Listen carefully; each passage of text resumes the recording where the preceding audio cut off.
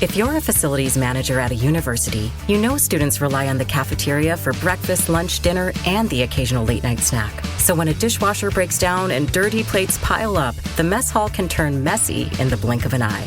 Enter Grainger. With over 1 million industrial-grade products and fast delivery, the product you need now is never far away. So you can turn that dishwasher back into a lean, clean washing machine. Call, click Grainger.com, or just stop by. Grainger, for the ones who get it done.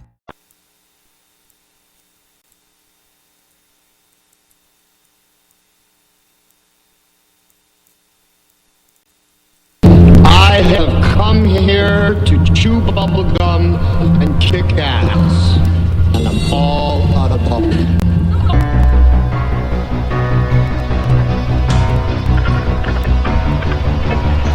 plane has crashed into the World Trade Center in New York. Trying to reconcile how Benghazi was not safe enough for the Federal Bureau of Investigation to go, but it was safe enough to leave a below-spec facility for our diplomats to stay in.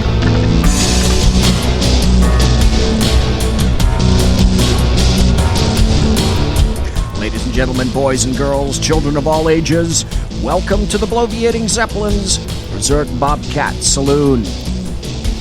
It is Thursday, which is the aftermath, which I quantify customarily as all the shit that I couldn't fit into the Tuesday show. And, of course, the sackheads on Wednesday night were sufficiently oppressive to make sure that I could not mention them at all, because that's just who they are and how they are. And for my personal emails and stuff. Hey, my favorite person. The State Department did not automatically save all the departmental emails. I ask you, belly up to the bar. We have kept your seat, including Mary Brockman, who is in chat. Welcome to Mary. It's great to see you back. Biff is going to be a bartender tonight. He pours with the best of them. And, the lava lamp. My left, your right, is lighted. Oh, did I say that if you go to the SHR Media channel on YouTube, you can watch me live right now. Or you go to shrmedia.com, click on live show. You can be in chat right now with all of these other people, with White Mamba, with Mike, Mary Brockman, with Dave Milner, one viewer. But wait, there'll be more. Dave says, I think Biff has a crush on Mary. I'd heard something about that as well. I have to say, we don't water our drinks just like we don't water our conversation.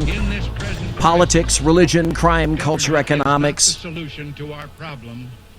Government is the problem. Race, sex, science, law, we talk about it all here at the Saloon. Nothing is sacred. The speech is free, but the booze is not. Well, it all depends on if you talk to Jersey Joe. And folks, if you're not listening to Jersey Joe, well, there'll be a terrible tariff on you shortly from Jersey Joe. He told me that personally. He's going to go to everyone's house in the United States of America and determine whether or not they are listening to him when he broadcasts. He has minions. He has people. He has sycophants that follow him and do his bidding, whatever that bidding happens to be. He asked me not to tell you this, unfortunately. I have spilled the milk, so to speak. This was Jersey Joe's last broadcast for the week. It's Thursday. Now, Joe broadcasts Monday through Friday, and he begins at 6 p.m. Pacific, and that's 9 o'clock on the far right coast, which is where he is from. And then I come in at 8 o'clock Pacific, and this is his last broadcast because if you don't happen to know, Jersey Joe lives in Florida. Now, gosh, BZ, if Jersey Joe lives in Florida, why is he called Jersey Joe? Well, that's because he came from Jersey. Jersey Joe came from Jersey. And what do we know about people from New York and Jersey? They go south when they retire. Well, Joe retired, and shock of shocks went where? South. So even though he's Jersey Joe, he is Floridia Joe. And he quite possibly could be in the path of Hurricane Irma, right on the heels of Hurricane Harvey. This past Tuesday night, I spent 2 hours speaking to Dan Butcher about all the crazy things that had occurred with regard to Hurricane Harvey. And in many places, the floodwaters are still not receding. And people were saying that was, well, in terms of Texas, that was essentially the hurricane to end all hurricanes. Now, in terms of hurricanes, folks are saying that it's quite possible that Irma is going to be larger, that Irma is about the size of Florida itself, or perhaps a little bit larger. And folks are advised to leave Miami, to evacuate Miami, and you're damned if you do, and you're damned if you don't. And what I mean by that is, if you envision Florida, there's basically one way out of Florida, no matter where you are, north. Or finally, if you get to kind of the panhandle of Florida, I guess you could keep going west. If you have a boat, I'm sure you could get on the ocean. But at this point, with regards to a hurricane, that's a really silly idea. So where do you have to go? There's only one point. North. Get on a highway and go north. So what folks are saying is that the highways are flooded. They're not flooded with water, but flooded with automobiles, flooded with people trying to escape, especially those that are the furthest points south in Florida and have a distance to go. If you haven't evacuated yet, you might be quite in a dreadful, serious situation. The other point out is that White Mamba, who's in chat right now, and welcome, sir, good to hear you. See you in chat, rather, is White Mamba's in Florida, too. And he was saying that gasoline is very difficult to get, that water is very difficult to get. Mike in chat says Irma is like BZ. She is a larger than what? I'm not sure. White Mamba said, If you're a facilities manager at a university, you know students rely on the cafeteria for breakfast, lunch, dinner, and the occasional late-night snack. So when a dishwasher breaks down and dirty plates pile up, the mess hall can turn messy in the blink of an eye. Enter Grainger. With over 1 million industrial-grade products and fast delivery, the product you need now is never far away. So you can turn that dishwasher back into a lean, clean washing machine. Call, click Grainger.com, or just stop by. Grainger, for the ones who get it done. I was lucky to get the water myself at Publix. Got gassed up on Wednesday. Thank goodness. And White Mamba also says in chat, I-75 northbound is a mess. I-10 west. And, oh my gosh. I can't, I feel for you folks. And if you think, this is the wacky thing, and perhaps not so wacky. There isn't one portion of the United States that isn't affected by weather in some fashion, by natural events. So when people say, oh, it's climate change responsible for everything, well, let's see. Is there a state that really is untouched by nature in some fashion? The answer is obviously no. Not at all. The eastern seaboard is affected by hurricanes, certainly the southeast. The Gulf is affected by hurricanes. Go a little bit further north, and then you have tornadoes in the Midwest.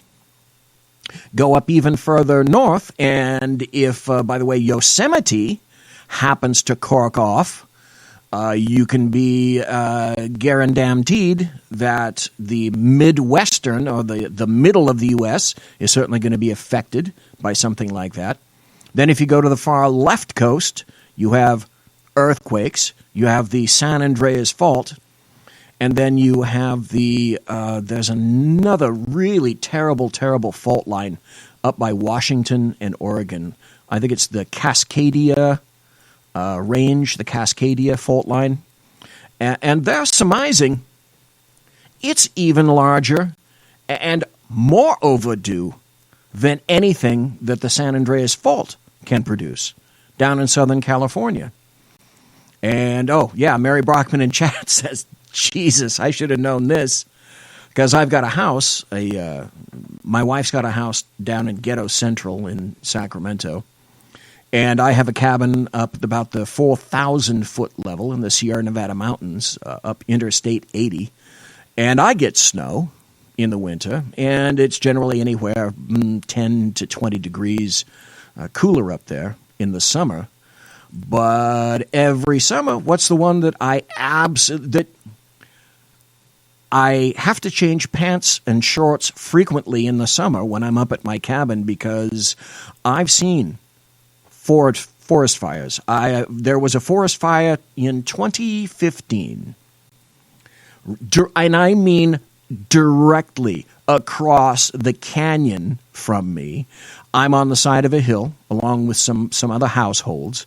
And if you look across the canyon, I'm in one county. There's a river down at the bottom of the canyon, and across the canyon is a separate county. On that canyon ridge, within less than a mile, was a wildfire heading my direction in 2050. And before that, there were fires up by Emigrant Gap, fires in Colfax. I've seen wildfires up close.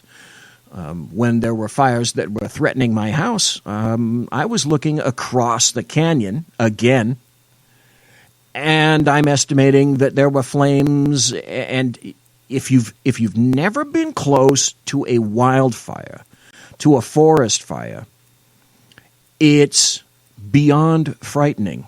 They can become so absorbed that they create climate in and of themselves.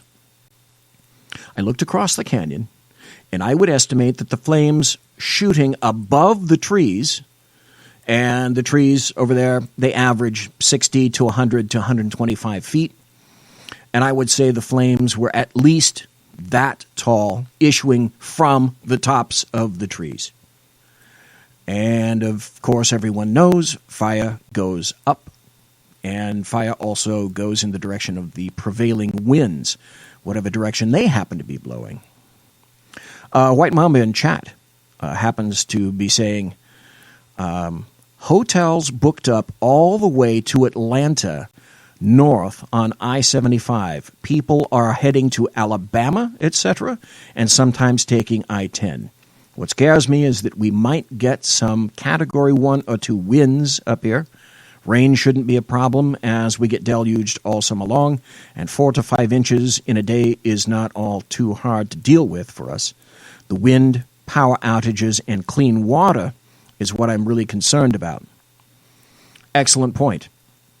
And if you don't evacuate, there's only one thing to do. You have to shelter in place, period. End of statement. There's nothing else to do. It's either A or B. Nothing in between. Let's see. White Mama also says, Gainesville is Tree City, USA. Pisses me off. Half the foliage seems to land on the roads whenever the wind blows during a thunderstorm, or some crap like Matthew last year. Mike is very kind in chat. He says, Mamba, you're always welcome here in Louisiana if you want to come.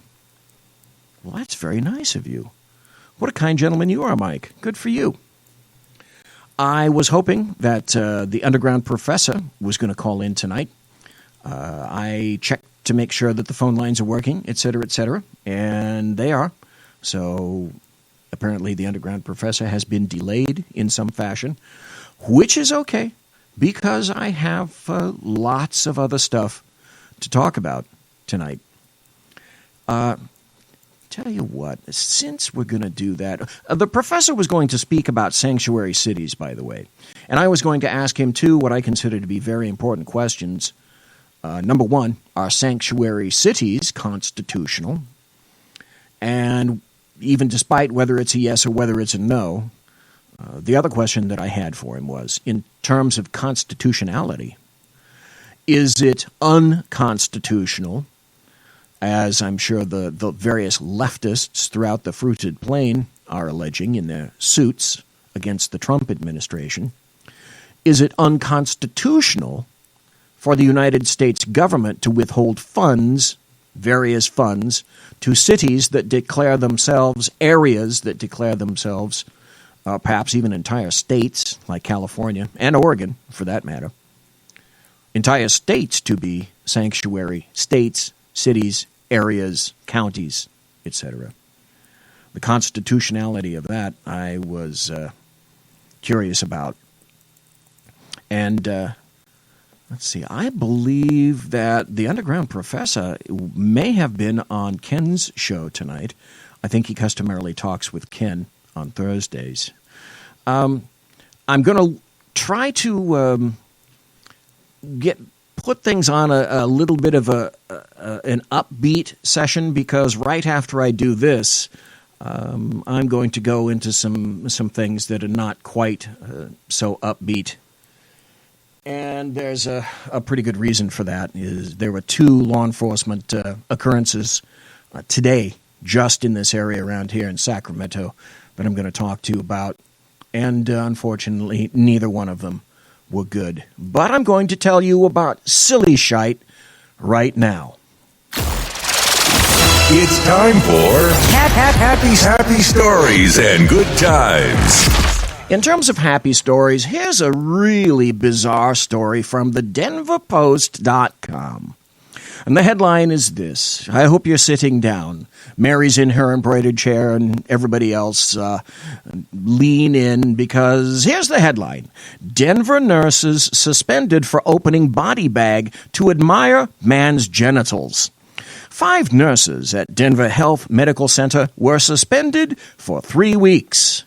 And again, I say, the stuff that I choose, it just sort of writes itself. 5 nurses at Denver Health Medical Center were suspended for 3 weeks after they inappropriately viewed a deceased patient's body and talked about it, a hospital spokesman confirmed to Denver 7 Investigates Tuesday. A tip. Get your mind out of the gutter, BZ. A tip to Denver 7 said the nurses disciplined admired the size of the deceased patient's genitals and at one point opened a body bag to view parts of the body. A hospital spokesman confirmed details of the incident. A different nurse heard one of the disciplined nurses make a comment in May that the nurse felt was inappropriate and reported it to hospital staff. Denver Health Medical Center spokesman Josh Rasmussen said, "How'd you like to have to be Josh Rasmussen and make some kind of announcement like this in public?" Because that would be like, I don't remember, there was a federal bureau back in D.C., and that spokesman, and I don't even remember the agency, but that spokesman had to get in front of the public and explain to the press why it was that they had employees that were shitting on the carpets in the public areas. I'm sorry, control yourself, BZ. Multiple staff members viewed the victim while he was incapacitated, including after he was deceased. A Denver police report says the complainant, Risk Management for Denver Health, made a mandatory report. The report says the incidents occurred between March 31st and April. Oh, wait. Incidents, plural. That wasn't just one. It wasn't like there were 5 nurses crowded around this body bag, and one of them goes, "Well, do we do it or not?" And the other one kind of nudges her and says, "Come. And then you hear the and then you hear the of the thing being pulled apart, and then 5 nurses go, So there were incidents. It wasn't just one like that. Oh, no. The report says the incidents, plural, occurred between March 31st and April 3rd, 2017, but weren't reported until May 8th. Denver Police, how'd you like to be the detective assigned to that case? Denver Police confirmed they responded to the incident but say the decision was made to have Denver Health Medical Center handle the issue internally. Okay, I would say that's a pretty good decision. But wait, there's more. That was an amusing story. Here's a happy story, because I always like stories with a happy ending, and this is a story with a happy ending. This is from Fox News. The headline goes like this: Armed Taco Bell workers shoot and kill robbery suspect. Well, when you walk into a Taco Bell, number one, are you aware that workers are armed? I particularly wasn't, but who knows? Maybe that Taco Bell has been robbed quite a bit, because oddly enough, it happens to be in Cleveland. So I would submit that's not entirely impossible. The article goes like this: and armed employees. Oh, wait. Again, plural. Did you notice? Armed employees, plural, at a Cleveland Taco Bell shot and killed a would-be robber early Wednesday, police said. Police responded to the store in the city's Edgewater neighborhood shortly before 3 a.m. and found the suspect suffering from multiple gunshot wounds. Wow, okay, good on them. The unidentified man was taken to a local hospital and pronounced dead. Woohoo. A second suspect had some semblance of sanity and fled the scene. Investigators say 5 Taco Bell employees were in the store when the suspects came in wearing masks and ordered them to get on the ground. This is my favorite sentence of all in the entire story. 3 of the employees opened fire, striking the suspect.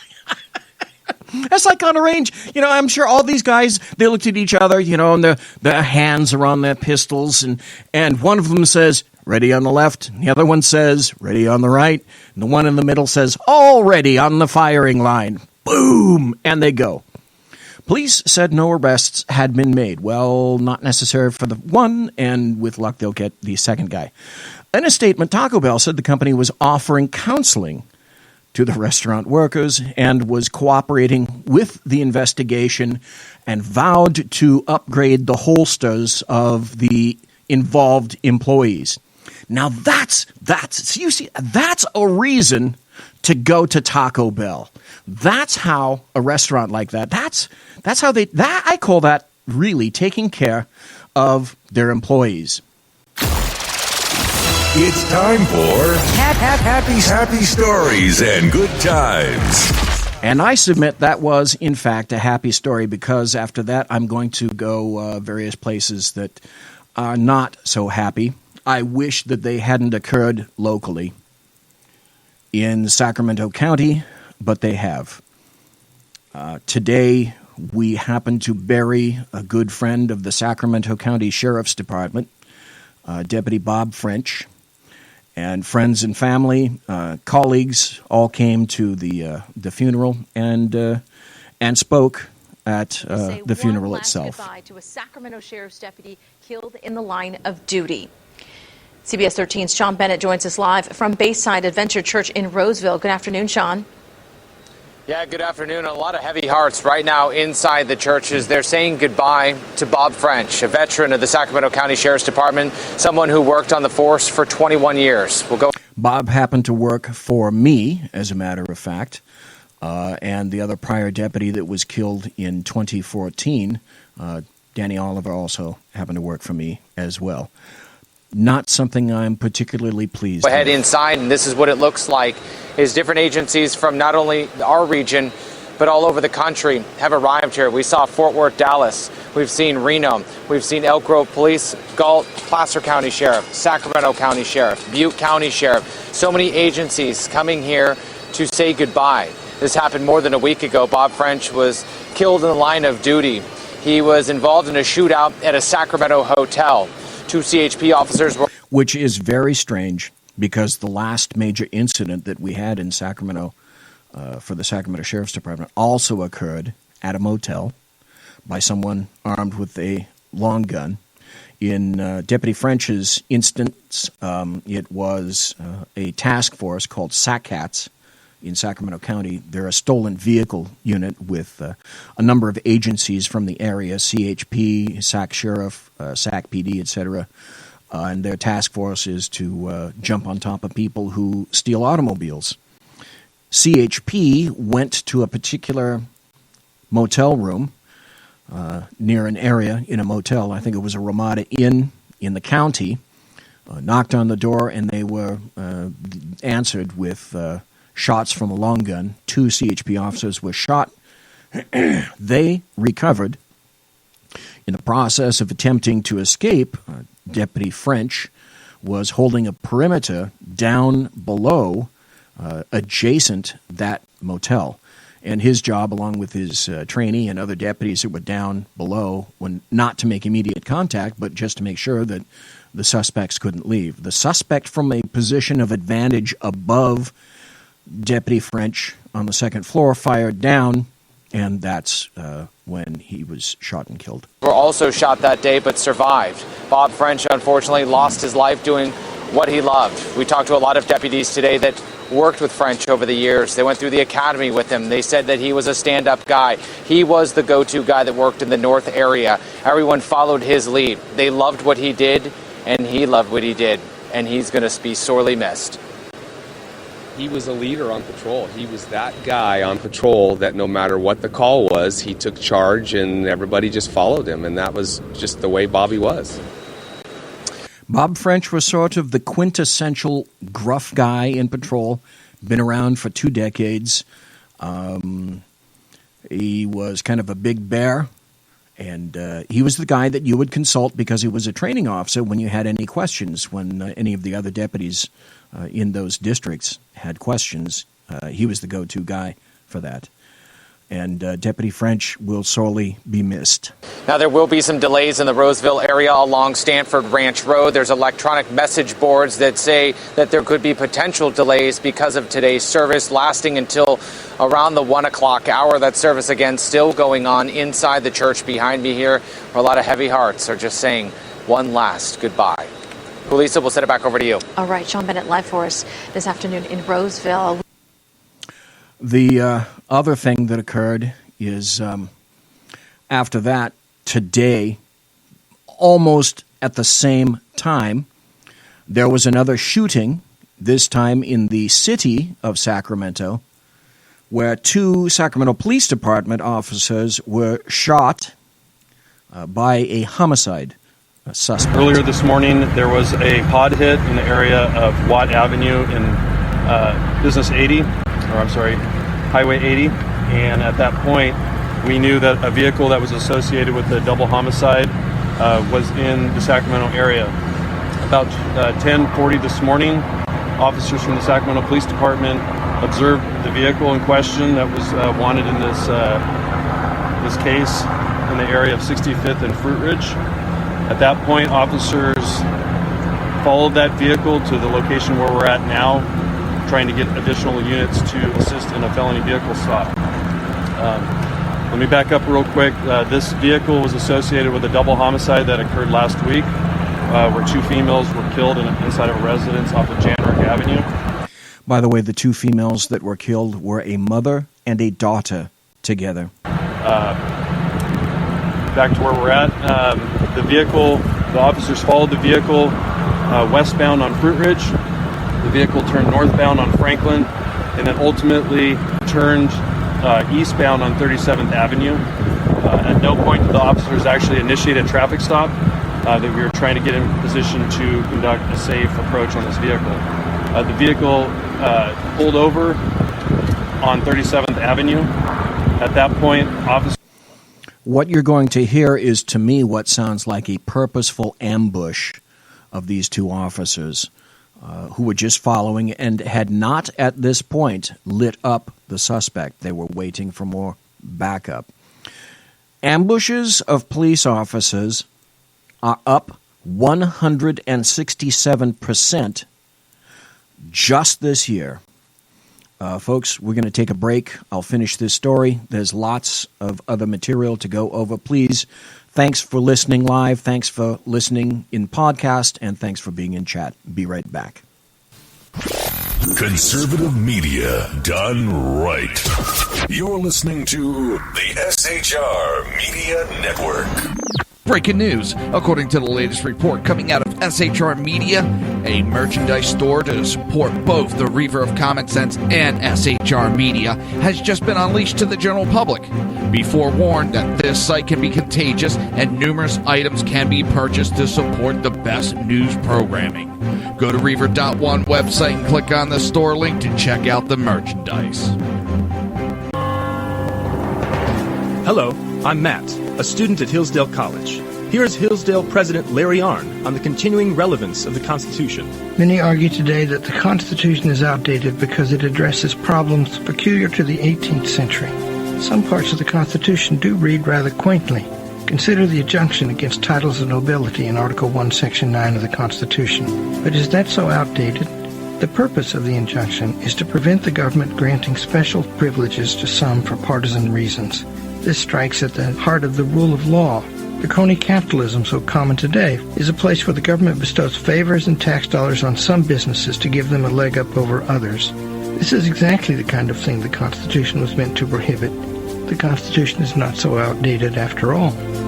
This Constitution Minute was brought to you by Hillsdale College. To join the national conversation on the Constitution, go to constitutionminute.com. Times are dark. The people misled by corrupt politicians, lied to by establishment media, and deceived by the false messages of Islam. A nation in confusion needs a guide. It needs a man with a cane. I'm Dave Milner. Join me on Spreaker, SHR Media, High Plains Talk Radio, Live Rebooting Liberty, and YouTube for a unique brand of commentary on the unpleasant blind guy. Because truth is not always pleasant. In a world controlled by corrupt politicians, you got a business. You didn't build that. A team of ordinary men emerge from the ashes to give voice to the voiceless and hope to the hopeless. Sackhead Sean.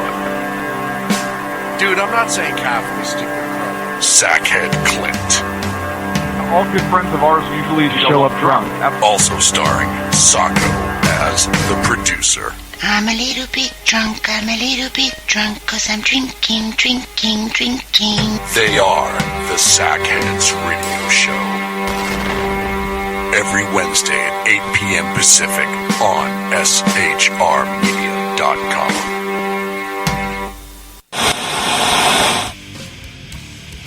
Beware, the Jersey Takeover is here.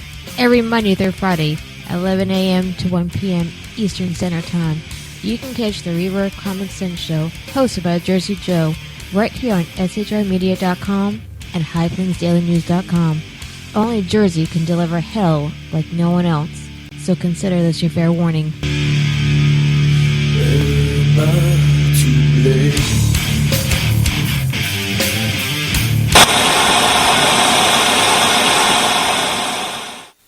Conservative media done right.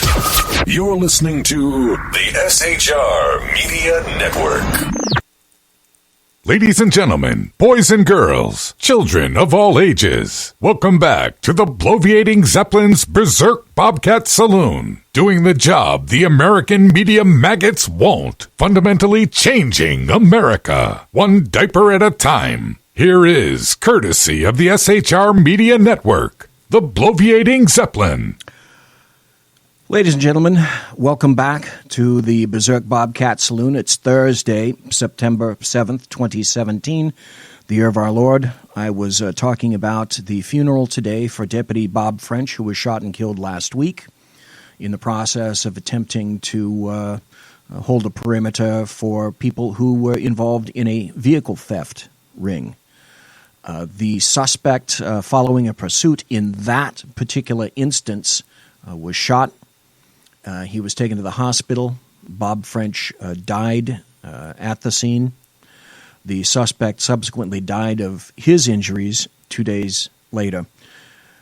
As Deputy French was having his funeral today in Roseville, this also occurred as well. 2 Sacramento Police Department officers were shot by a murder suspect, and we were listening to Sac PD give a recalling of this particular episode. Officers began giving them instructions so that they could safely detain this individual.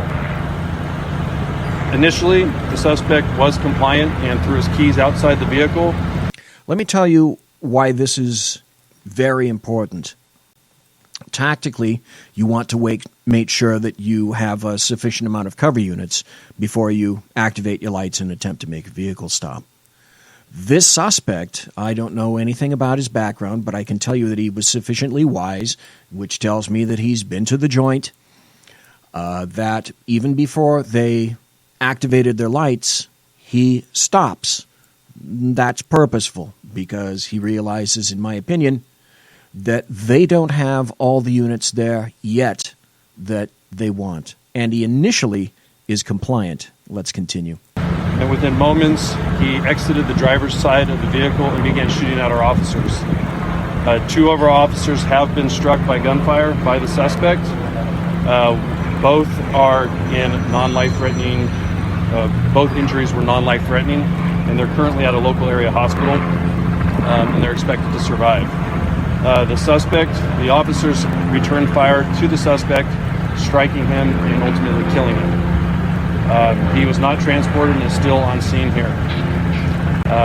Obviously, this is going to be this area is going to be impacted for quite some time. Traffic's going to be shut down on Franklin for probably the majority of the day as we conduct our investigation. So I just ask the public to please be patient during this time. I can tell you one very, very specific thing, one very important thing. The philosophy, the political philosophy, and the mindset of persons today in various bureaucracies, political and otherwise, particularly in California, are responsible, including Governor Brown, are responsible for the deaths of law enforcement officers in the state of California. The blood of Deputy French is on Governor Brown and any of the other people that activated AB 109 in Sacramento for the entire state, which was realignment, which essentially AB 109 was created to move state prisoners, including very violent and sophisticated felons, in order to reduce their sentences and move them into county facilities which do not have the physical plant and the physical security that various state facilities do. This was also the direct result of California judges who said the California state prison system was overcrowded. Because of this, it would be oppressive to keep them under these conditions. Hence, this is Governor Jerry Brown's and the Democrats' solution for the problem. That solution is just push it down to the county level. That's AB 109. Then Proposition 47 was passed, and property crimes drastically skyrocketed now to comprise a felony in terms of theft. Originally, it was $400 worth of property. Now it's twice that. It's $800. And shoplifters and thieves all across California, they're not stupid. And property crimes have skyrocketed. Then there was Proposition 57, which decided that it was going to consider some violent felonies not violent in order to reduce crime statistics and keep these individuals in local jails that were designed to house persons for no longer than 1 year under prior state law. These nonviolent felonies include some instances of manslaughter and some instances of rape. The last time I checked, those were violent crimes. California politicians have the blood of every peace officer for the past at least 4 years, perhaps 5, on their hands. This is where California is going, And you're seeing the result here, along with the Ferguson effect, and along with a complete lack of respect for authority. And you're getting people challenging law enforcement officers, aided and abetted by politicians who perhaps don't outwardly applaud this, but they're tacitly condoning this. Or in the case of Berkeley, etc., Charlottesville, they're aiding it, they're abetting it, and letting violence occur directly in front of their eyes. This is going to continue. This is going to get much worse before it gets better. There are some other stories that I'm going to go over tonight that are in direct linkage with that. I have another story, however, that I'd like to read to you folks. Houston Police Department, and I wrote a post about this. The Houston Police Department is asking that if you can assist them, they would greatly, greatly appreciate it. Because we know that Hurricane Harvey has devastated coastal portions of Texas, centering around Houston, of course. Houston PD and its officers have been equally devastated. So the Houston Police Officers Union, under a man, the president of the union, by the name of Ray Hunt, has asked for assistance from other brother and sister officers. And he wrote in this particular letter, "To our brother and sister officers, as you know, the city of Houston is in the midst of a catastrophe like we've never seen before. The scope of the damage will not be known for weeks, maybe longer. We already have lost so much, including Sergeant Steve Perez, a 34-year veteran of the Houston PD who drowned in his car trying to get to work at 4 a.m. in the morning of Sunday, August 27th. Stop. He drowned at 4 a.m. in his own personal vehicle, attempting time and again to get to the position where he was stationed so that he could assist people. So he was a direct casualty of that flooding. If you're interested, and I pass this on to all my brother and sister law enforcement officers already, if you're interested, or if you have the time and or money, you can make a donation to Assist the Officer Incorporated. If you just insert those into your favorite search engine, and if you have the time and the inclination, you can do that. If you want to send them a check, you can go to my website and find the address. I'll mention it to you now.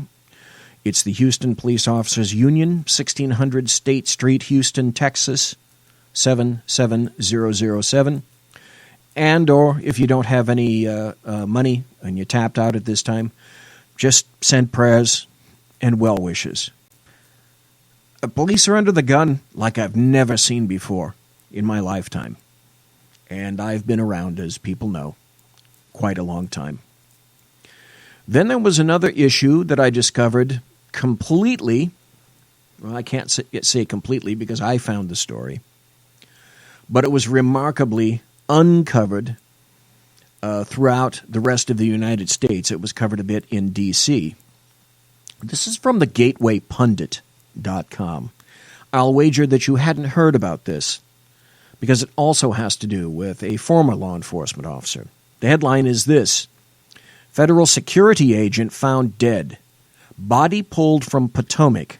The media is silent. Absolutely true. Federal agent Kurt Smolik was found dead after going missing on Monday.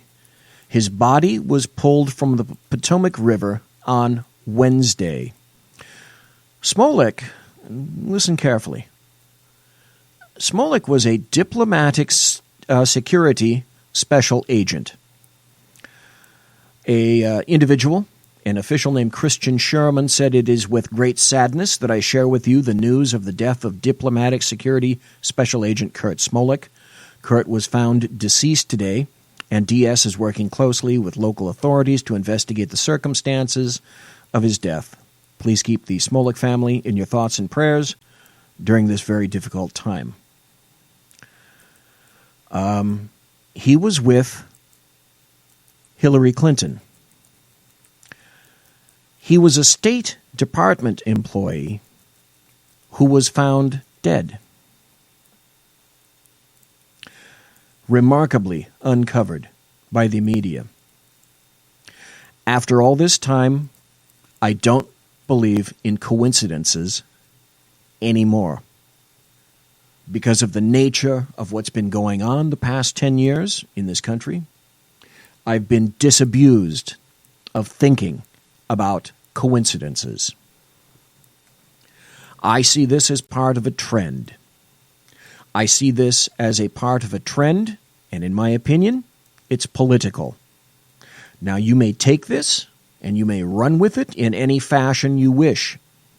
Unfortunately, it's my opinion that there will be some political linkage made from this.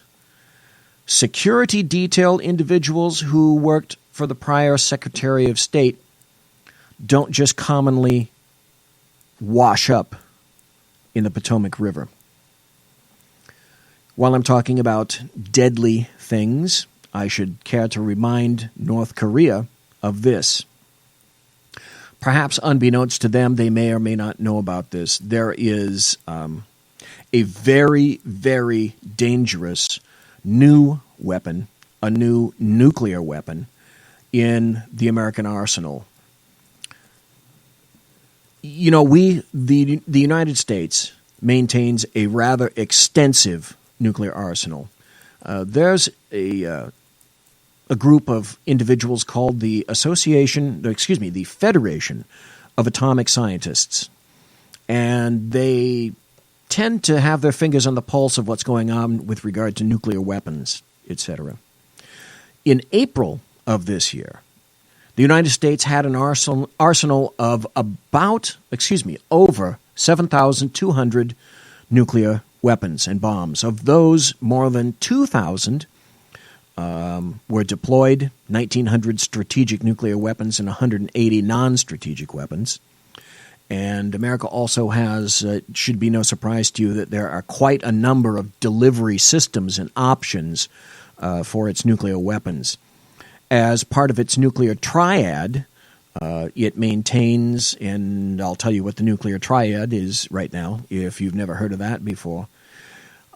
One leg of the triad is 94 nuclear-capable bombers, B-2s and B-52s. Over 400 Minutemen II ICBMs, which are intercontinental ballistic missiles, and 12 Ohio-class ballistic missile submarines. So it's called the nuclear triad because we can deploy bombers, submarines, and missiles that are land-based. The submarines, as a matter of fact, are equipped with very modern Trident II submarine-launched ballistic missiles, which are actually a pretty significant improvement over the land-based competitors. But it's interesting because in 1985, a single U.S. ICBM warhead had less than a 60% chance of destroying a typical silo. Today, a multiple warhead attack on a single silo using a Trident II missile would have a roughly 99% chance of destroying it. North Korea, I'm talking to you. But yet, the most devastating and the most dangerous nuclear bomb in Americans' arsenal, people theorize, is called the B-61-12. And a lot of people have written about it. And I'm telling it to you now because I still find it rather amazing. In terms of actual sheer destructive capability, the B-61 is not America's most dangerous nuclear weapon. The bomb has a maximum yield of 50 kilotons, the equivalent of 50,000 tons of TNT. In contrast, for example, the B-83 nuclear bomb has a maximum yield of 1.2 megatons, 1,200 kilotons. What makes the B-61 bomb the most dangerous nuclear weapon in America's arsenal, North Korea, and I'm talking to you, is its usability and its versatility. The usability derives from a combination of its accuracy and low yield. So in terms of this, the B-61 is America's first nuclear-guided bomb. We don't have a nuclear-guided bomb in our arsenal today, yet here comes the B-61. Accordingly, existing U.S. nuclear bombs have circular error probabilities, CEP, of between 110 to 170 meters. In other words, that's its accuracy. This particular bomb is accurate to 30 meters. That's 98 feet. So America now has the capability to deliver a nuclear warhead adjusted to a number of delivery vehicles within a 98-foot radius, North Korea. So if we discover North Korea, where Kim Jong-un may be one day, North Korea, if you're within a very, very specific area, North Korea will find you. Now, the B-61 is interesting because it has a low yield. The bomb has a maximum yield of 50 kilotons. But if necessary, this yield can be lowered as needed for any particular mission. In fact, the bomb's explosive force can be reduced electronically through essentially a dial-a-yield system. So the combination, basically, of accuracy and low yield make the B-61 the most usable nuclear bomb in America's arsenal, North Korea, because it's actually the most accurate. One person said it this way, making a weapon twice as accurate has the same effect on lethality as making the warhead 8 times as powerful. Phrased another way, making the missile, North Korea, twice as precise would only require 1/8 the explosive power to maintain the same lethality.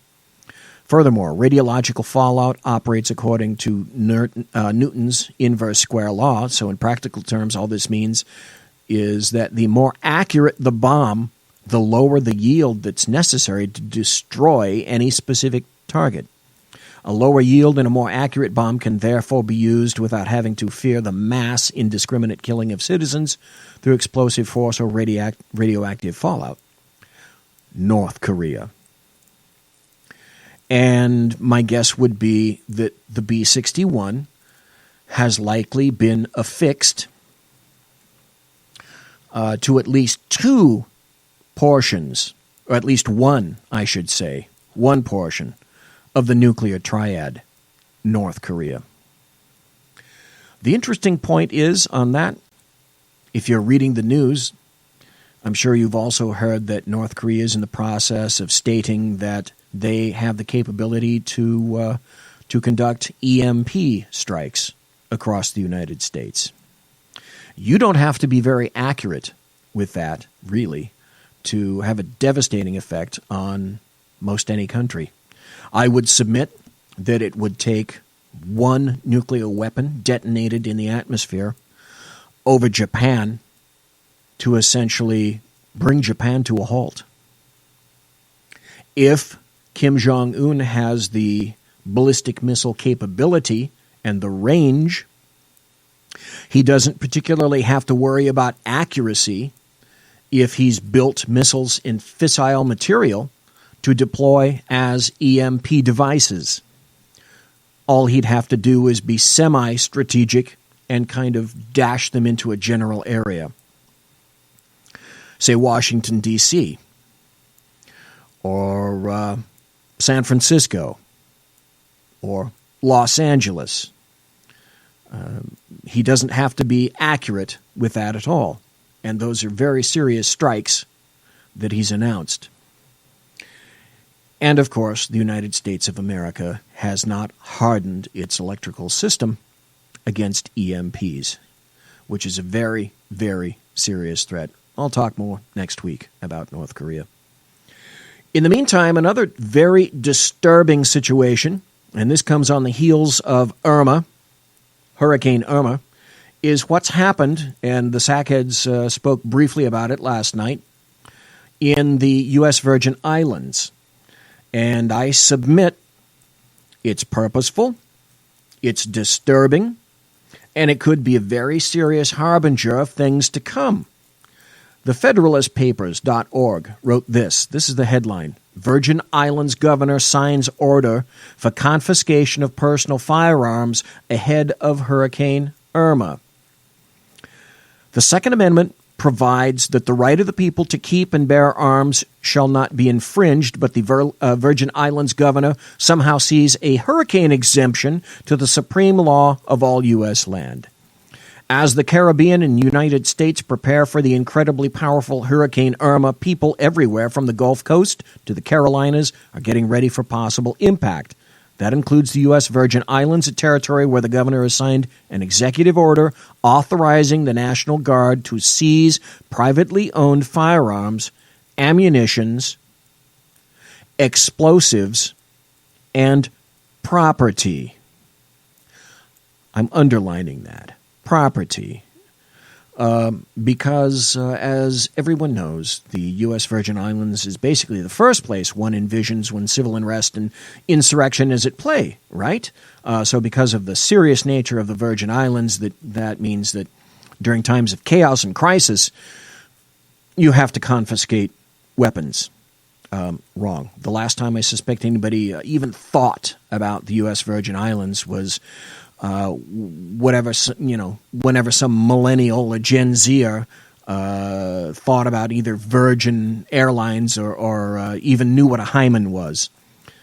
But the governor inflates his importance in the actual efficacy of the order unless the U.S. Virgin Islands is a veritable hotbed of crime, gangs, and violence, in which case the governor is massively negligent for allowing that situation to occur in the first place. Got about 2 minutes before the top of the hour break. Governor Kenneth Mapp signed the order on Monday ahead of the hurricane's landfall. The order allows the Adjutant General of the Virgin Islands to take personal property that it believes is necessary to protect the islands. That apparently includes residents' personal firearms, ammunition, along with whatever property is deemed necessary. Not just the outright confiscation of firearms, but the confiscation of any and all amounts of property. I see no limits placed on this. Are you fucking kidding me? No, sadly, I am not. A portion of that order, you can go to my blog and the whole letter is there. I've reprinted it entirely. Part of it says the Adjutant General is authorized and directed. This is very purposeful. Authorized and directed.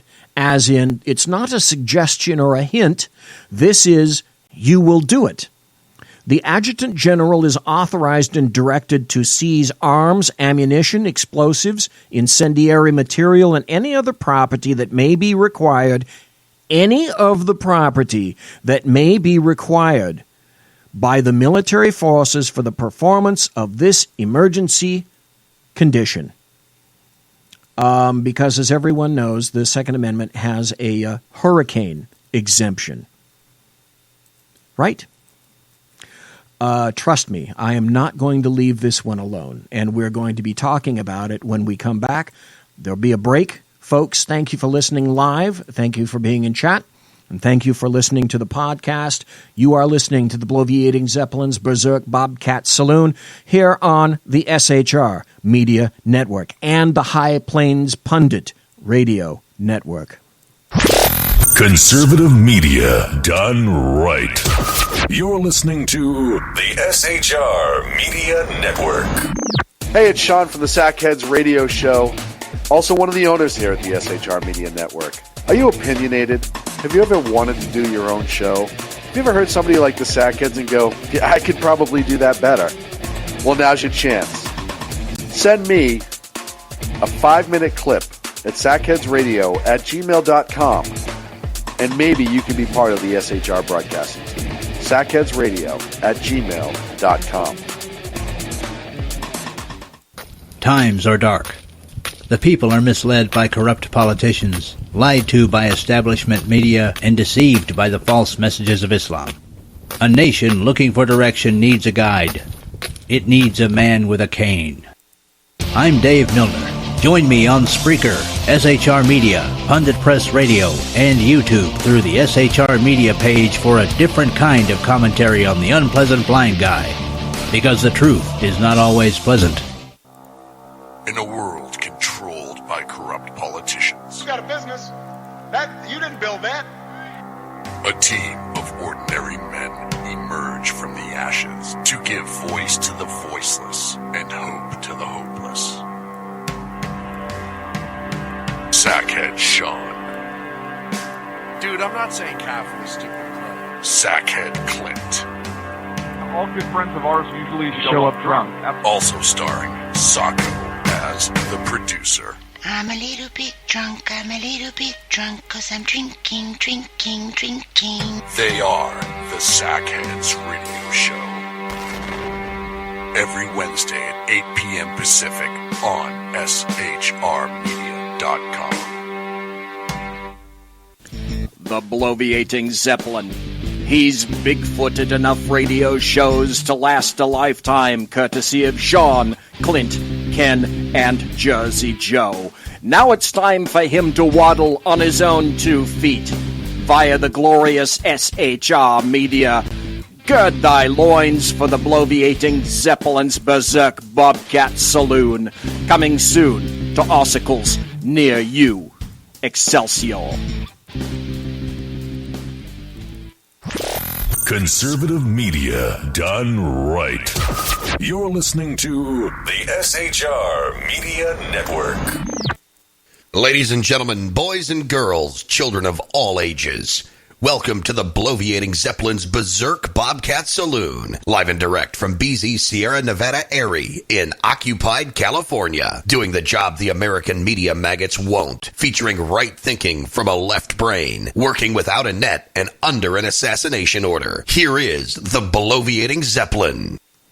Ladies and gentlemen, boys and girls, children of all ages, thank you for listening to the bloviating Zeppelin's Berserk Bobcat Saloon. This Thursday, September 7th, because of the events that occurred today, the funeral of Deputy Bob French, and we had 2 SAC PD officers shot during the same hour as the funeral today. I'm not really what you would call in an ebullient mood. Thanks, folks, for being in chat. Thanks for listening. Thanks for listening in podcast. And in the chat room, this very interesting article was brought up by White Mamba. We were talking about Hurricane Irma. White Mamba happens to be in the way of this Hurricane Irma coming in. Jersey Joe is potentially in the way as well. I don't know if Mike in Louisiana, whether you might receive some semblance of impact from this. But here's an article from thegatewaypundit.com, courtesy of White Mamba. Paul, thank you. The headline is this: ISIS supporters celebrate Hurricane Irma. Quote, "May Allah drown the enemies of Islam." Woohoo. Positive. Thank you, Islam. Appreciate it. Hurricane Irma is a monster Category 5 storm churning in the Atlantic Ocean with sustained winds reaching north of 185 miles an hour. It's the biggest hurricane ever recorded in the Atlantic. ISIS supporters are celebrating the dangerous hurricanes heading towards the United States, claiming, quote, "Crusaders deserve the punishment." Oh, but the irony continues because, interestingly, the liberals are also praying for President Trump's Mar-a-Lago resort in Palm Beach, Florida, to be destroyed by Hurricane Irma. Some liberals were hoping Trump and his family were inside of Mar-a-Lago as the hurricane destroys the place. This particular author, Layla, says it's getting harder and harder to tell the difference between the left and ISIS, or Antifa. ISIS supporters, Muslims, took to social media to celebrate Hurricane Irma and the other hurricanes churning in the Atlantic Ocean heading towards the United States of America. There's a pro-ISIS Facebook page. Well, hey, if you've had your content removed by Facebook or Twitter because you're a conservative, let your heart not be troubled by this, knowing that a pro-ISIS Facebook page exists over you, greater priority. That page is called the Monotheist page, and it shared the Media Studies Center page, which confirmed the Hurricane Irma will make landfall in the U.S. And the caption, that specific caption reads, "May Allah drown the enemies of Islam and force them onto their knees, subdued and humiliated, defeated and scattered." So, there you go. There's your First Amendment rights held up by Facebook. In the meantime, Facebook decides and Twitter both decide that they're going to trample rights of those who happen to be conservative. Now, I was talking previously about the Virgin Islands and the governor there, the incredible governor who apparently has an R after his name. Let's go back a little bit. Remember, this is not the first time that firearms confiscation measures have been implemented in response to a storm. After Hurricane Katrina, and I'm going to point this out, police confiscated firearms from quite a few people in New Orleans without any due process of law. I spoke about that then. I wrote about that then. And despite their inability to cope with the resulting mayhem several days after the storms passed New Orleans, officials ordered the confiscation of lawfully owned firearms from city residents. Apparently, there is a Second Amendment exemption for New Orleans. In a September 8, 2005 article, the New York Times described the scene stating, quote, "Local police officers began confiscating weapons from civilians in preparation for a forced evacuation of the last holdouts still living there. Police officers and federal law enforcement agents scoured the city carrying assault rifles, seeking residents who had been holed up to avoid forcing eviction." Yeah, I'm lying my arse off. There is no Second Amendment exemption for the purposes of a hurricane or any other exigent situation. So, as a result of this, thank God, now, from thehill.com, NRA threatens legal action over Virgin Islands firearm confiscation order. The National Rifle Association, the NRA, is threatening legal action to stop a seizure of guns and ammunition by U.S. Virgin Islands Governor Kenneth Mapp ahead of Hurricane Irma, the group said Tuesday. "People need the ability to protect themselves during times of natural disaster," said Chris Cox, executive director of the NRA's Institute for Legislative Action. "This dangerous order violates the constitutional rights of law-abiding citizens and puts their lives at risk." I say this in 2005 and now in 2017. This is purposeful. This is incremental. Hello, frog meat slightly warming up to a boil pot. Let's place a little bit of historical significance about the issue, okay? Remember, as some instructors used to say to me in various classes in university, you may see this material again, or contrast and compare. So you gotta, at this point, hand me my blue book. I remind you of this. New Orleans Mayor Ray Nagin signed a similar order in 2005 amid the destruction from Hurricane Katrina, allowing the seizure of private weapons, which the NRA opposed in a federal court. Congress later passed a bill supported by the NRA and signed by President George Bush, banning future seizures of weapons during emergencies. Stop. That's a law abrogated by that governor in the U.S. Virgin Islands. So what he is doing is illegal. I wish I had it. I don't. I just didn't have time to do it today. I may next Tuesday. That governor came on Tucker Carlson last night and made mouth pablum and did not have any specific answers and said, well, basically, these were suggestions to the National Guard. They didn't really have to do it. That's not what the order says, because it is an order. It isn't a suggestion or a hint, and it's very specific about what it is that he wants taken. So apparently, Governor Mapp is well and truly that ignorant and that dictatorial, and has purposely forgotten that order. Would I be right to suggest to some of you that that might be no mere oversight? I think it is. No mere oversight. It was a human drama with emotions and tensions running high.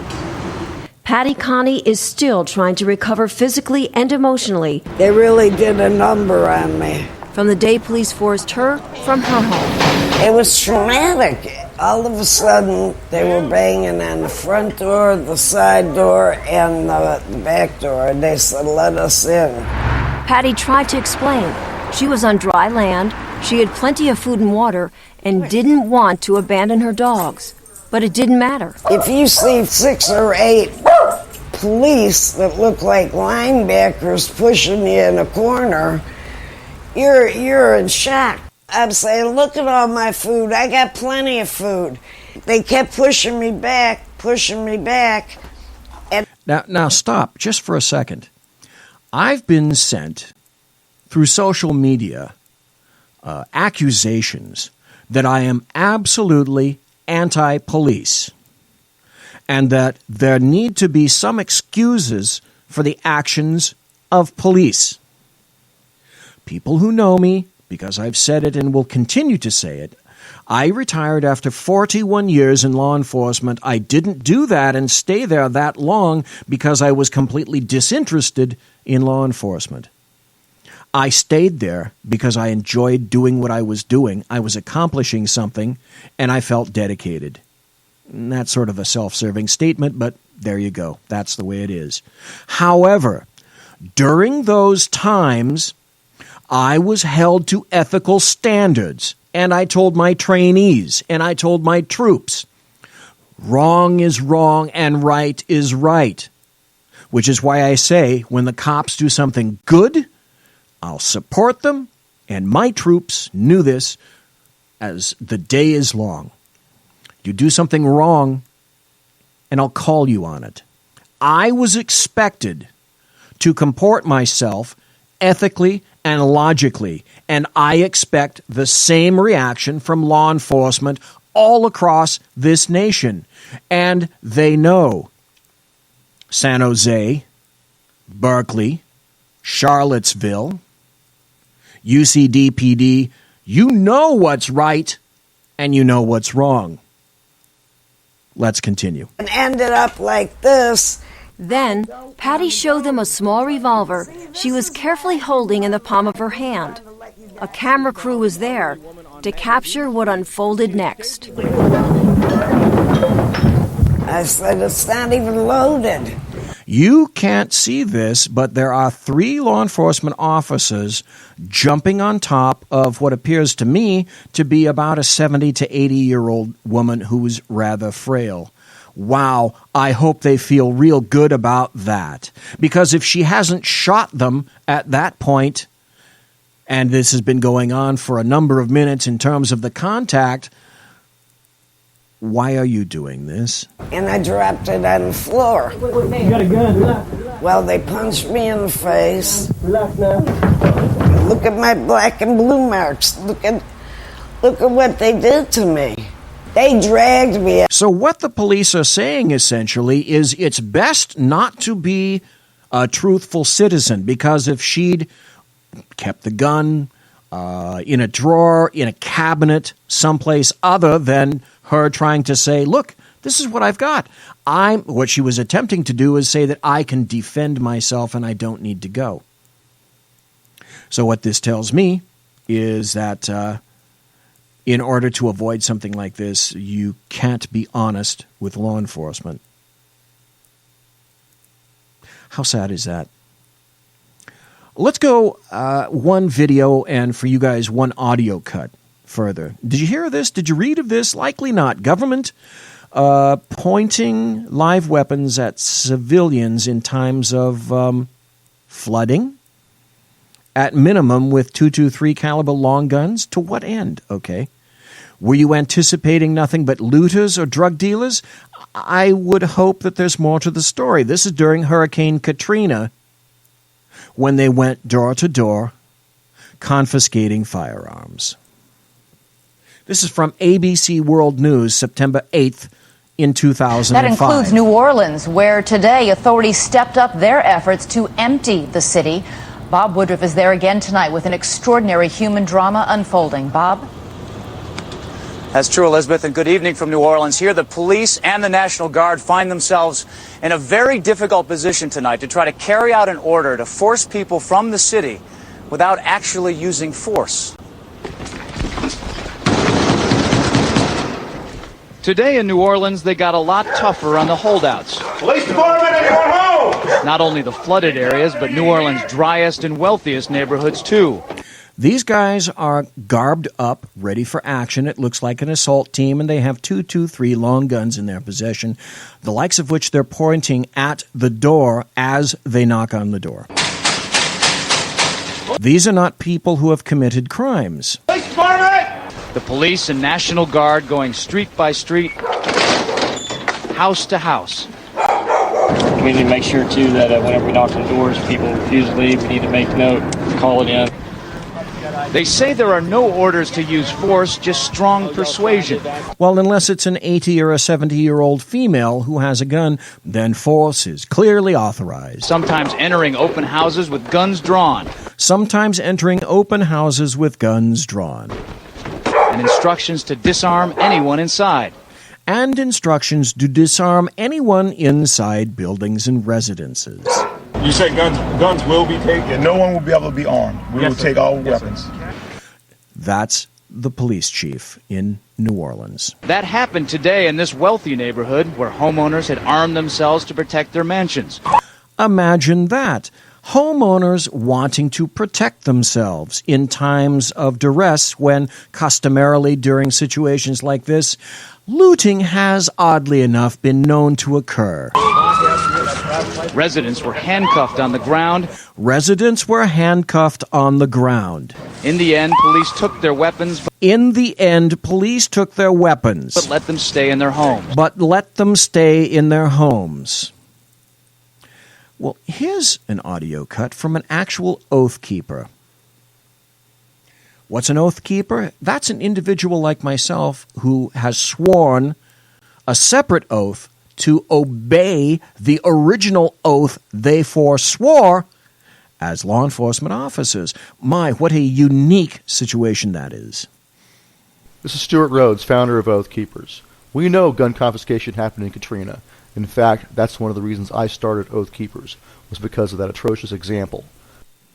That's called a clue. However, I knew also from my prior experience as a paratrooper, there are people of honor and integrity in the military who would not do such things. But until now, we did not have evidence of that happening during Katrina. But I present to you an interview with Sergeant Joshua May, Utah National Guard, who did stand down and did refuse. In fact, his entire unit refused. I'm here with Joshua May, and Joshua and I just met today. That, folks, is an individual with ethics and scruples. We're up here, Sheriff Macra and I are up here last night in Logan, Utah, giving a speech, and we heard about Sergeant May, and you're now a staff sergeant? Correct. I say this. How fucking sad is it that we have to think that persons honoring the oaths they took as law enforcement officers, that we have to praise them? They're kind of the exception now. I could never, ever have envisioned this country getting to this point now. I couldn't see it. Okay. And he's in the National Guard here in Utah, and we heard about his story. In Katrina, we didn't realize this, but there were people who refused to participate in a gun confiscation, and Sergeant May was one of them. And so go ahead and tell us your story. Well, when we got to Katrina, we were actually down in the southwestern part of the state, down in more of a rural area. And there, of course, were rumors and things that martial law was in effect and that we were maybe going to be part of gun confiscation, firearms confiscation. And you were in an intelligence unit? We were in an intelligence unit at the time, and we were just going down to pull security is what we heard at first, and help out our brothers and sisters down there. Right. And you were stationed in a more rural part of Louisiana? We were in a rural part of Louisiana, down the southwestern area. A little town called Erath is where we did our security. Right. And so there were some rumors, and a group of us had gotten together, a group of my buddies in the military, and we had talked about whether or not this was the right thing to do, and we came to the consensus that no, we will not be taking firearms. And so when we got there, because I was the loudmouth of the group, they asked me to go and talk to the commander, which I did, and I just explained to him that there's a group of us that we won't do that. He told us at that time that that's not happening here, don't worry about it. Then we won't be doing that. And in that area, we didn't have any problems.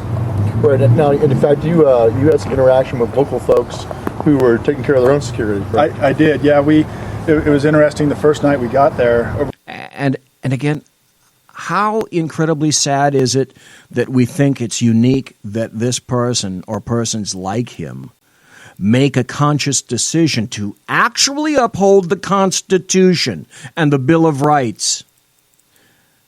They're becoming more rare these days. Well, it ran into these folks. They were meeting on the front lawn of one of the homes. And when we came up the first time, they were really standoffish, and it took a few days and maybe a week to get them to actually open up to us. And what they were actually doing is they would meet and say one of their neighbors was having stuff pilfered or taken away from the place because, fridges are big items on the FEMA credit card. They were taking the fridges away to either sell them or put them on their front lawn so they got more money. So these guys were going around and providing security at their neighbors' houses. And when we first came up, they were standing on the front lawn, and some of them were armed, and they thought we were there to take away their weapons because they had heard the rumors that martial law was in effect and we were going to take them. And that occurred. It took us several days to convince them that's not why we were there. Right. Once we convinced them, they actually started giving us a lot of intel saying this is what's happening around town. And that's what you do if you're an honest, ethical law enforcement officer or member of the military. But folks, is that now what we get when certain persons deign to live in any number of hundreds of what I call urban rat cages in the United States of America? Once free, once jubilant, once unfettered? I'm sure Governor Mapp is certainly in keeping with the leftists' meme of gun control and gun confiscation. Now you know it's illegal. Now you know President Bush signed a bill specifically aimed at that not occurring. Where are the orders and the procedures delineated for returning these firearms to the citizens? The answer is they don't exist. There's no such animal, and there's no plan for it. Confiscation, permanently. Oh, but what do we know about a crisis such as, say, Irma, right? What is it that we know about that? Take it away, Ron. You never want a serious crisis to go to waste. And what I mean by that, it's an opportunity to do things that you think you could not do before. Thank you, Rahm Emanuel. Folks, your rights are incessantly under assault. Do not doubt that for a second. And the folks that say that I'm anti-cop are certainly not going to like this because I wrote and spoke about this last week. But finally it happened. Right after, oddly enough, I had just spoken about doing the exact same thing. Charlottesville PD is getting sued.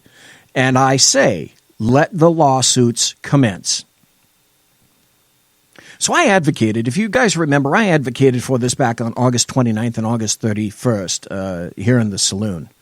I wrote about this on August 31st, indicating that lawsuits were well past due on behalf of those persons who were injured by the clear and obvious negligence displayed by certain specific law enforcement agencies when they purposely determined that they were going to step back as Antifa appeared and shirk their law enforcement responsibility, their oaths, their honor.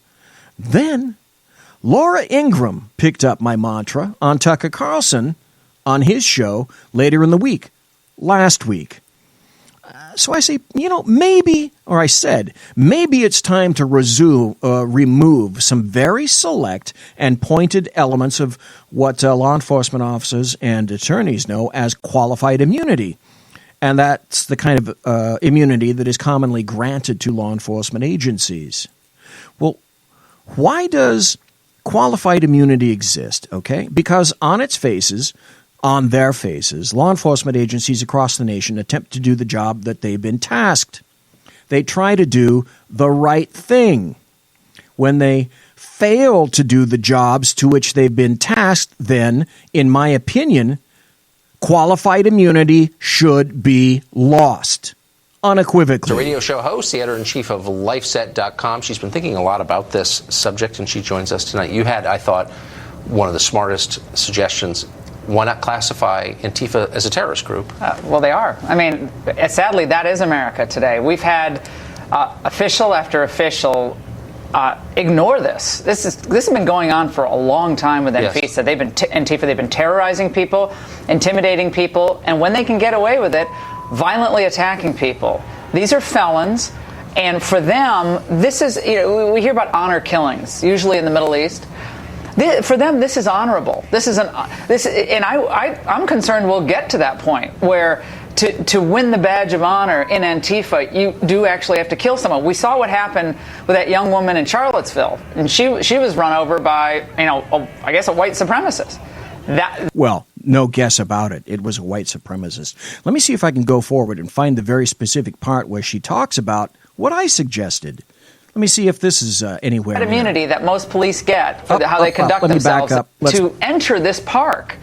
They stood back and left when Antifa entered this space after the initial dates. We have police who are not doing their job. They're ostensibly are standing there with shields and helmets on. They're allowing Antifa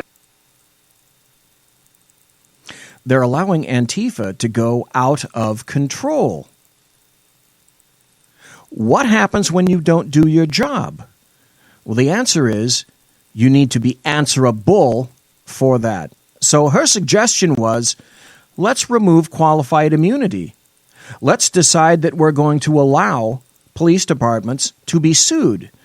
So that's to say leftist law enforcement agencies and their masters will not change their stripes and begin to do the jobs of which they've been tasked unless, in my opinion, they're sued within inches of their lives. They have to be made to pay, and they must be made to bleed. Why, BZ? Why? I'll tell you why. I had to obey the law. If I have to obey the law as a peace officer, you all have to obey the law. If I had to get a warrant from a duly qualified judge in my jurisdiction to acquire a search for property or a warrant of arrest for an individual, then other agencies should be required to get warrants for evidence, property, and persons the same way that I had to myself. There should be no exceptions if you're abiding by the law. They need to pay if for no other reason than to set an example. A chilling effect needs to occur, and to send a very clear message has to be sent. And it looks as though that's going to be sent. How sad is it? How sad is it that I have to say it's sad that this has to occur in the United States? I think it's horrible. I'm sorry this is not a uplifting show tonight, but it needs to be said by someone who performed for a long time lawfully as a peace officer in the United States of America. Conservative media done right. You're listening to the SHR Media Network. Hey, it's Sean from the Sackheads Radio Show. Also one of the owners here at the SHR Media Network. Are you opinionated? Have you ever wanted to do your own show? Have you ever heard somebody like the Sackheads and go, yeah, I could probably do that better? Well, now's your chance. Send me a 5-minute clip at sackheadsradio@gmail.com, and maybe you can be part of the SHR broadcasting team. sackheadsradio@gmail.com. Times are dark. The people are misled by corrupt politicians, lied to by establishment media, and deceived by the false messages of Islam. A nation looking for direction needs a guide. It needs a man with a cane. I'm Dave Milner. Join me on Spreaker, SHR Media, Pundit Press Radio, and YouTube through the SHR Media page for a different kind of commentary on the unpleasant blind guy. Because the truth is not always pleasant. Hey, this is Mim from Freedom Fest, the world's largest gathering of free minds. Join your friends from SHR Media at the beautiful Paris Resort in Las Vegas, Nevada, July 19th through the 22nd for 3 amazing days of liberty-oriented discussion, investment advice, and the Anthem Film Festival. It's our big 10th anniversary, featuring keynote speaker William Shatner and Freedom Fest favorites, including Steve Forbes, Jim Rogers, Lee Edwards, David Boaz, Doug Casey, Dinesh D'Souza, John Stossel, Lisa Kennedy, Grover Norquist, Peter Schiff, and many more. Don't miss out. Register at freedomfest.com for $100 off the regular registration rate when you use the all-caps code SHR Media. Featuring right thinking from a left brain and doing the job the American maggots won't. BZ is fundamentally changing America one diaper at a time. Just when safety pin manufacturers are running out of metal for the diapers of the leftists, where the speech is free, but the drinks are not. The Bloviating Zeppelin's Berserk Bobcat Saloon can be heard every Tuesday and Thursday night, commencing at 11 p.m. Eastern and 8 p.m. Pacific, where pushback is a requisite art form in and of itself. Let your ossicles be truly liberated when you listen to the Bloviating Zeppelin's Berserk Bobcat Saloon, only on SHR Media Network. No ferrets were harmed in the making of this ad. Conservative media done right. You're listening to the SHR Media Network.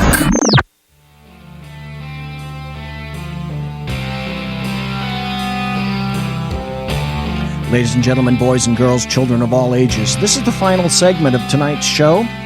It's Thursday, September 7th, the year of our Lord 2017. You're listening to the Bloviating Zeppelin here in the Berserk Bobcat Saloon. Thank you for lingering. It's very late night talk radio. I wish that the underground professor had appeared tonight. I had a couple of questions for him. I can only hope that perhaps, he's okay, because as a matter of fact, he was in Texas having some very difficult times because of Hurricane Harvey. So I have to say, I don't know what happened to the professor, but I pray that he's just fine and doing well. We were talking about lawsuits, and now people have decided that they're going to sue Charlottesville PD for failing to act. That's essentially the gist of the lawsuit.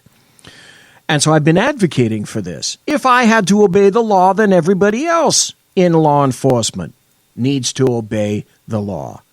So if you happen to live within the jurisdictions that I recommend in terms of suits, say San Jose PD, Charlottesville PD, Berkeley PD, UCD, that's the University of California, of Berkeley PD. Well, sorry, it may possibly suck to be you in the future, because I can only hope that your law enforcement agencies are going to be drained, and the overarching entities, the city and state administrators, will likewise be as well.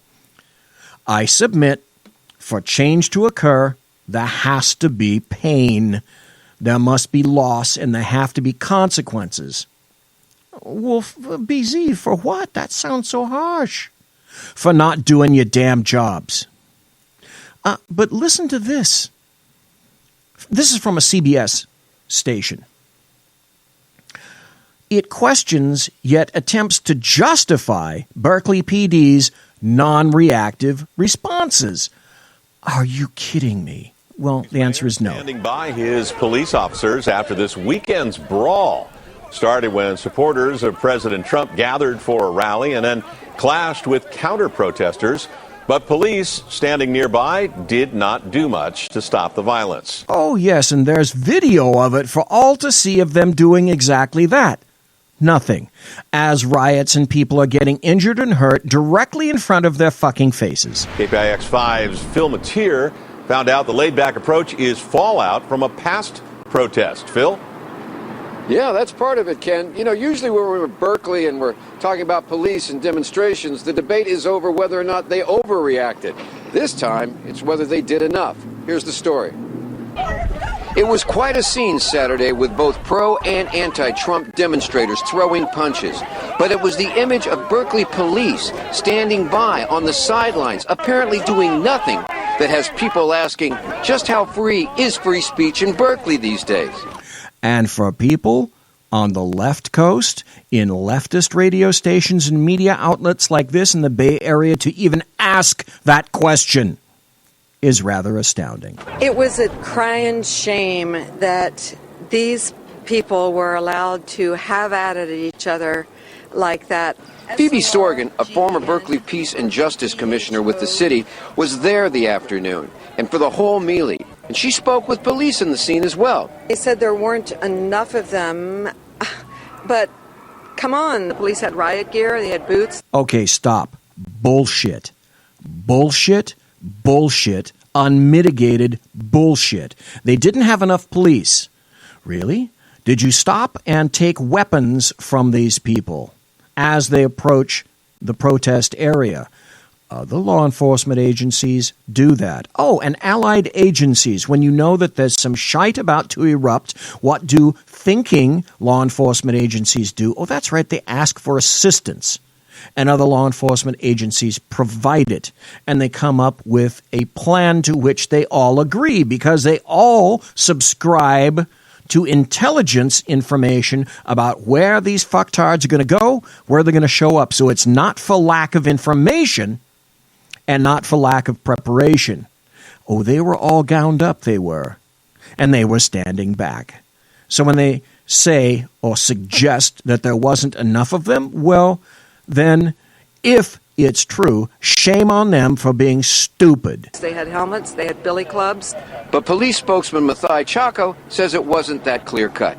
We had some people who came out for injuries. We treated them for injuries, and they went back in. It's not the first time that police tactics have come under question in Berkeley. Last month, UC Berkeley exploded in a violent protest over the scheduled appearance of right-wing commentator Milo Yiannopoulos, as the university police stood back. This is America. This is America. On the other hand, Berkeley police were criticized supposedly for overreacting during a Black Lives Matter protest turned violent in 2014. This time, Berkeley's mayor said at least no one on the sidelines was hurt. Oh, really? Really? Again, bullshit. Did we know something about Mayor Jesse Arreguin? Because he's going to talk here in just a minute. He's a member of BAMN, an Antifa-aligned group called By Any Means Necessary. He's a member of their Facebook group, which means that this fat fuck is aligned with Antifa and is a leftist and doesn't mind a little anarchy and chaos in his own jurisdiction. Because after all, he didn't get injured, did he? This crowd was intent on committing violence. I think our police did a really good job under very difficult circumstances. Right, they did a great job. They did a great job standing erect. Police want to make it clear that although the demonstration and the fights may be over, that the investigations are continuing. They're going to be issuing more photos and videos of those involved in the hopes that the peaceful demonstrators who were on hand might be turned witnesses and try to help get rid of the bad element. Until then, in Berkeley, Phil Mateer. Why do you have to do that afterwards? Why do you decide not to do your job up front? You know, respect your oath. Honor it. be ethical.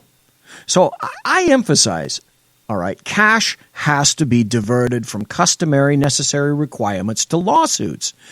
If you must suffer, if you have to suffer as a leftist law enforcement agency due to locale, okay, so be it. You, as a local citizen, signed up for this. Your zip code is your vote. The Washington Times wrote, here's where the rubber hits the road. Lawsuit alleges Charlottesville police were ordered to stand down at white supremacist rally. A shock. No, not for proper thinking individuals. Robert Sanchez Turner claims cops turned a blind eye to violence on the ground at August 12th rally. A man who was assaulted during a white supremacist rally in Charlottesville, Virginia, is suing the city and state police, alleging that officers were ordered to stand down and failed to act even as they witnessed the attack. Oh, that can't be right. According to the federal lawsuit, Robert Sanchez Turner was sprayed in the eye with pepper spray and beaten with canes and had urine thrown at him during the August 12th rally in Charlottesville as police officers stood less than 10 feet away and did nothing to stop the assault or arrest the assailants. Quote, by commanding their subordinates to stand down while hundreds of white supremacists and their sympathizers assaulted and seriously injured counter-protesters, these defendants were essentially accessories to and facilitators of unconstitutional hate crimes, states the lawsuit, a copy of which was obtained by the Washington Times.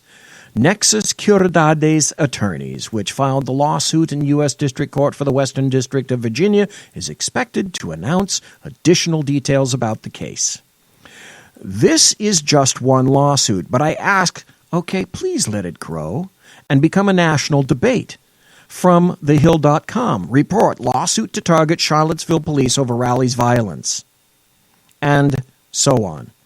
But that's just one case, okay? In my opinion, on, frankly, the wrong side, because the greatest number of potential suits exist on the side of, say, Patriot Prayer. Remember them?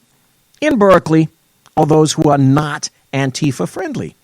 That's a vast, untapped megabucks source for attorneys. But I have to ask, okay, why? Because some law enforcement agencies still purposely choose, it's a choice, to not do their job in various venues across the nation. Not a decision made by line-level troops, no, but a decision that's made in concert with various other applicable government levels to include mayors, city managers, bureaucracies, bureaucrats, union members, and those beyond civil service. Those with the leftist bent, weak of mind, unable to think for themselves, coattail hangers, sycophants, those incapable of independent and or true critical thinking. Because, after all, that's the last thing taught in any college today. Only lockstep thinking is promoted and encouraged. Non-variancy, mindless response. The pro bono legal group plans to formally announce the litigation on Friday in Emancipation Park, where the August 12th rally took place. And I say, yeah, excellent. Be general in your suits and then become very specific. Name names. BZ, how can you possibly say this? Name names. Because what? Most cops wear name tags, Velcro tabs, nameplates. They have badge numbers. They have badges. Let them be named. Specifically, quite very specifically. Why, BZ? Because you either engage and do your job, or you stand back and you allow chaos to ensue. Because, trust me, you beggars, the chaos you allow will soon come to visit itself upon your neighborhood and your family. Damn you for not seeing those consequences and being able to see that that's potential. That's possible. President Trump was correct. There was blame on both sides. He spoke the obvious truth. And yet he was excoriated by leftists and the American maggots. The driver of the car is a disgrace to himself, his family, and this country. But, of course, President Trump didn't apologize sufficiently, remember? And that is, you can call it terrorism, you can call it murder, you can call it whatever you want. I would just call it as the fastest one to come up with a good verdict. That's what I'd call it. Because there is a question. Is it murder? Is it terrorism? And then you get into legal semantics. The driver of the car is a murderer. And what he did was a horrible, horrible, inexcusable thing. Period. But that wasn't enough. Trump did not disavow sufficiently. Okay, what about the alt-left that came charging at him? Excuse me. What about the alt-left that came charging at the, as you say, the alt-right? Do they have any semblance of guilt? No, you can't say that. Let me ask you this. What about the fact they came charging with clubs in their hands, swinging clubs? Do they have any problem? I think they do. So, as far as I'm concerned, that was a horrible, horrible day. Wait a minute. I'm not finished. Fake news. Okay, one reason why I really like President Trump, in some instances. That was a horrible day. I will tell you something. I watched those very closely, much more closely than you people watched it. And I agree. You have you had a group on one side that was bad, and you had a group on the other side that was also very violent. Stop. And President Trump was excoriated literally for days and days on end because he said precisely that. Mr. Turner was assaulted while police officers watched but failed to act to keep him safe or arrest those responsible for attacks, the organization's public relations director said. The lawsuit follows a report that federal authorities had warned Virginia law enforcement of potential violence at the rally, citing previous clashes between white supremacist groups and anti-fascist Antifa protesters. Guess what? True on both sides. Violence on both sides. So, finally, a truism from President Trump that the American media maggots shan't acknowledge in retrospect. What we just heard. Purposeful indifference.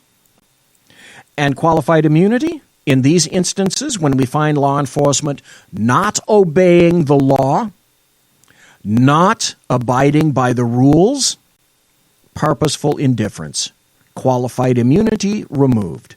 I say, go RICO. In California, go 182 PC of the California Penal Code. That is a conspiracy because it's linked. Not a coincidence, it's linked. I also suggest go 42 USC 1983. That's called a 1983 action, a deprivation of civil rights. The situation is screaming for it. It has to stop. Name agencies, name administrators, and then name very specific individual officers, which happens in the lawsuits involving the police, doesn't it? You have to be responsible. You must be responsible. Go for broke. Break them down, bankrupt them, make them bleed. When you don't do your job, there are consequences. I had them. I had to obey the law. What makes you fuckers, and I call you fuckers, that don't obey your oaths in these jurisdictions, what makes you different from me? Why do you not have to obey the law? Where were any of the good sergeants who said, this shit has got to stop, and it's not going to happen in front of my eyes anymore, and I'm going to do something about it, and weighed in? Because as I said before, you get one good sergeant to do that, and a lot of other people are going to back you up and begin to do their jobs. What do we know? We know one very important thing. There are many, many more Antifa assaults on our fundamental rights to occur in the future. Got about 10 minutes left. Let's talk about one very interesting vote that occurred. There were 17 Republicans who decided that they were going to vote against Harvey and the debt ceiling bill. And that occurred today, as a matter of fact. And this is from the dailycaller.com. Republican senators were the only ones to vote against a measure to advance a bill that would provide emergency relief funding to the victims of Hurricane Harvey and temporarily raise the debt ceiling and fund the government through mid-December. Let's name names. The 17 senators include Senators Bob Corker of Tennessee, Deb Fischer of Nebraska, Ron Johnson of Wisconsin, Jerry Moran of Kansas, Pat Toomey of Pennsylvania, Steve Daines of Montana, Jeff Flake of Arizona, James Lankford of Oklahoma, Rand Paul of Kentucky, Michael Enzi of Wyoming, Lindsey Graham of South Carolina, Mike Lee of Utah, James Risch of Idaho, Joni Ernst of Iowa, Chuck Grassley of Iowa, John McCain of Arizona, and Ben Sass of Nebraska. Lawmakers voted 80-17 in favor of sending the bill back to the House for renegotiations on Thursday. The Senate's vote comes off the heels of the measure passed in the House Wednesday, which allocated $7.85 billion for Hurricane Harvey relief funding with near unanimous support. Stop. Why am I mentioning this? It's the job of our government to put politics aside every once in a while and do the right thing and allocate that $7.85 billion for Hurricane Harvey relief funding. Then someone decided it would be a wonderful idea to put in that bill the debt limit. And so politically, someone decided, a series of someones decided that they were going to politicize a spending bill for victims. Hello, Congress.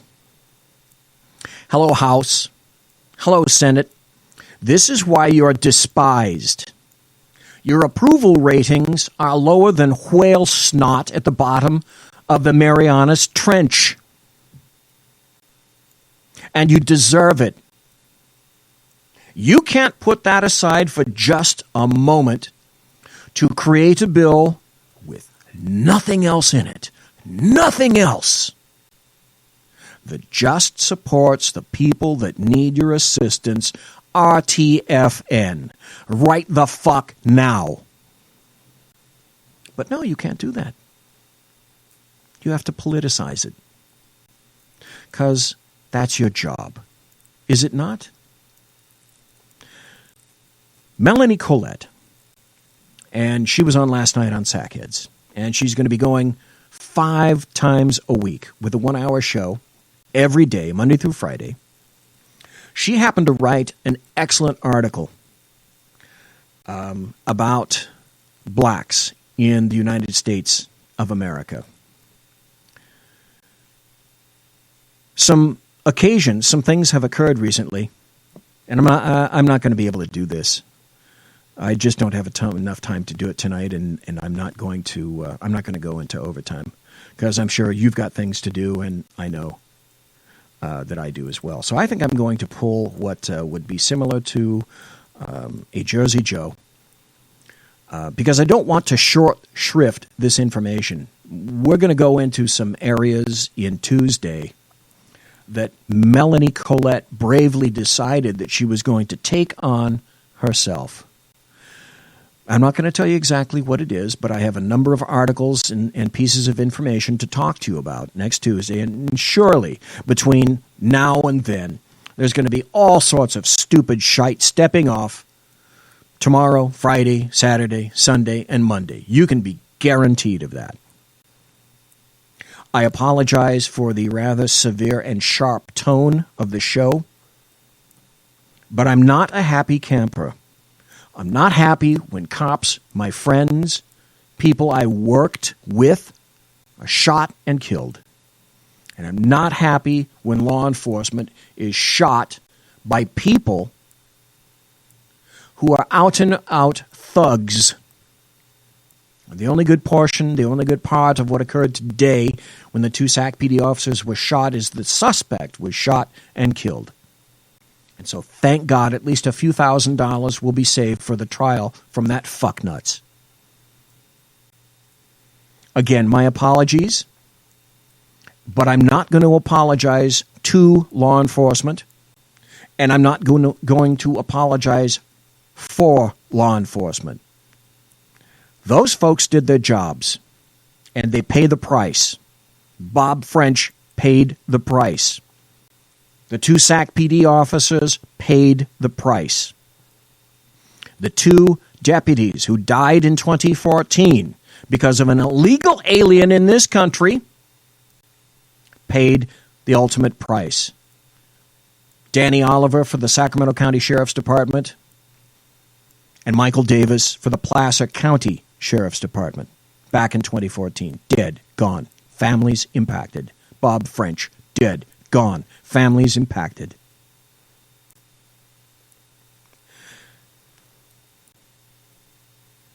I miss you all. Monsieur has been locked!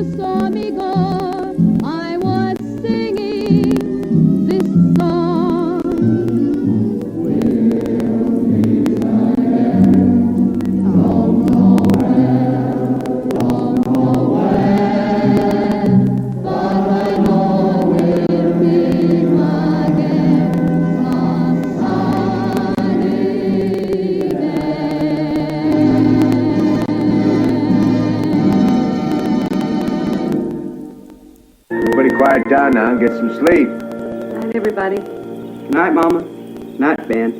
Good night, everyone. Good night, Mama. Good night, Daddy. Good night, children. Good night, Daddy. Good night, Elizabeth. Good night, John Boy. Good night, Jim Bob. Good night, Jim Bob. Good night, Jim Bob. What's going on? I was asleep. What's everybody doing? Good night, Jim Bob.